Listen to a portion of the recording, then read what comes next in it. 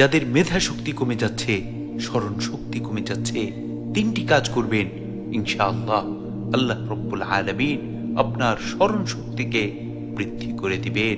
সেই তিনটি কাজের মধ্যে নম্বর 1 হচ্ছে বেশি বেশি মিসওয়াক করবেন।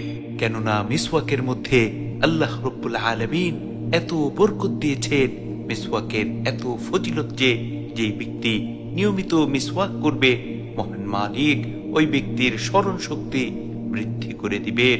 এছাড়াও মিসওয়াক করা রাসূল আকরাম সাল্লাল্লাহু আলাইহি ওয়াসাল্লামের সুন্নাহর মধ্যে বড় একটি সুন্নাহ, যে সুন্নাহর এত ফজিলত যে আল্লাহ রাসূল সাল্লাল্লাহু আলাইহি ওয়াসাল্লাম ইরশাদ করেন, যদি মিসওয়াক করা আমার উম্মতের উপর কষ্টকর না হতো তাহলে মিসওয়াক করাকে আল্লাহ তাবারক ওয়া তাআলা ফরজ করে দিতেন।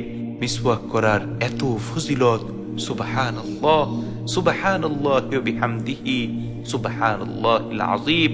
নম্বর 2 হচ্ছে মেধা শক্তি বৃদ্ধি করতে, স্মরণ শক্তি বৃদ্ধি করতে বেশি বেশি নফল রোজা রাখুন।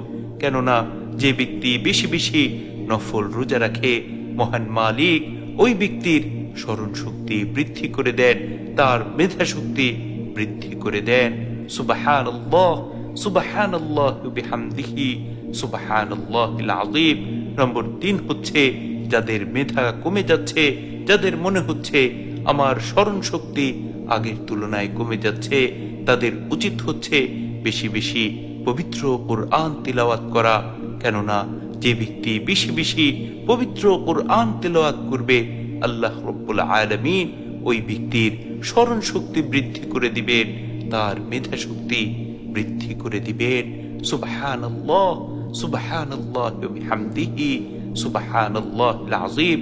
এজন্য আমাদের প্রত্যেকের উচিত হচ্ছে, যদি আমরা চাই আমাদের স্মরণ শক্তি বৃদ্ধি পাক, তাহলে অবশ্যই বেশি বেশি মিসওয়াক করা, নফল রোজা রাখা এবং পবিত্র কুরআনের তেলাওয়াত বেশি বেশি করা।